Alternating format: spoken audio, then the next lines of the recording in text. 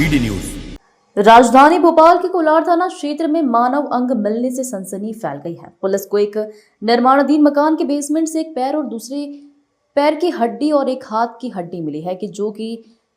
क्षत विक्षत हालत में है। मामले को गंभीर देखकर पुलिस ने मामला दर्ज कर जांच शुरू कर दी है। पुलिस ने उक्त अंगों एवं हड्डियों को पोस्टमार्टम और डीएनए एनालिसिस के लिए फॉरेंसिक लेबोरेटरी भेज दिया है। मानव अंग से अभी तक कोई शिनाख्त नहीं हो पाई है। पुलिस उस क्षेत्र को पूरी तरह से छान रही है जिससे कोई ऐसा प्रमाण मिल सके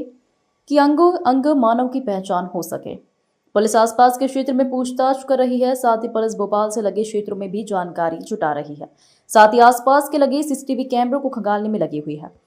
फिलहाल अभी तक पुलिस को मानव अंग के संबंध में कोई भी जानकारी नहीं मिल पाई है, लेकिन पुलिस लगातार प्रयास करने में जुटी हुई है।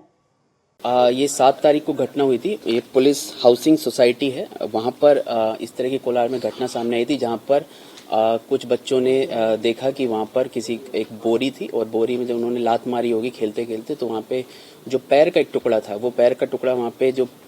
खाली प्लॉट में बरसात के पानी की वजह से जो भर गया था, वहाँ पे जाकर गिरा। तो तत्काल ही उन्होंने वहाँ पर एक चार्ली को सूचित किया और चार्ली ने भी बड़ा ही अच्छे तरीके से तत्काल ही उस पर तुरंत एक्शन लिया और तत्काल ही स्पॉट का विजिट किया और सारे वरिष्ठ अधिकारियों को अवगत कराया इस मामले में।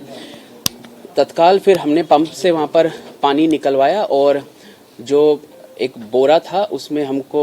कुल मिला के 2 पैर की हड्डियां मिली और 1 हाथ की हड्डियां मिली। और प्लॉट और आसपास का जो मुख्य एरिया है वो पूरा सर्च किया गया है, पर क्योंकि हाथ की एक हड्डी मिली है और 2 पैर की हड्डी मिली है और वो भी सड़ी गली अवस्था में मिली है,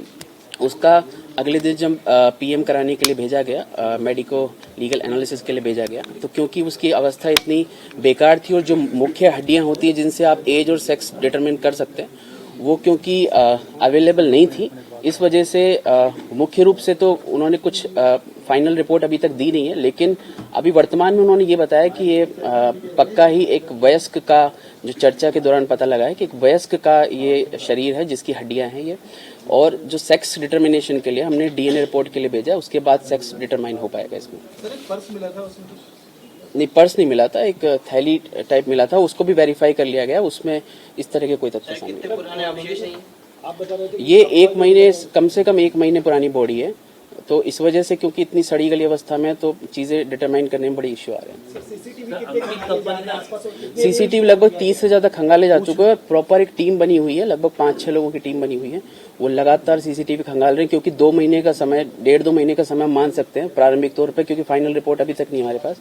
तो 1.5-2 महीने के हिसाब से हम उस पर कार्रवाई कर रहे हैं। उसके अलावा एक डीप टेक्स का कपड़ा वहां पर मिला है, जो दुपट्टा है जिसकी चर्चा हो रही है, वो दुपट्टे का इस्तेमाल जो हड्डियां हैं उनको बांधने के लिए किया गया, इसलिए ये भी नहीं कहा जा सकता है कि महिला का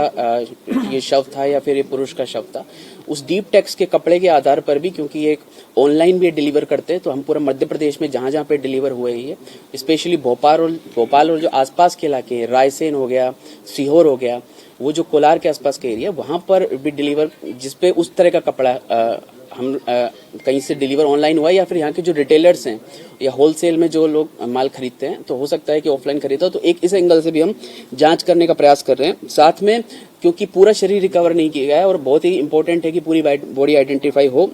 इसलिए लगभग 5 किलोमीटर के एरिया में हम लोग अभी सर्चिंग कर रहे हैं और एक और प्रयास कर रहे हैं कि जो गुम इंसान है, लगभग जो वयस्क में जो गुम इंसान हुए पिछले 2 महीने के अंदर, उन सबको देखा जा रहा है कि कहीं उसमें कोई संभावना बनने का प्रयास तो नहीं हो रहा। लगभग कितने दिन पुरानी बॉडी वो बताई जा रही है? अभी वर्तमान में प्रारंभिक तौर पर चर्चा पे ये लगभग 1 से 1.5 महीने पुरानी बताई गई,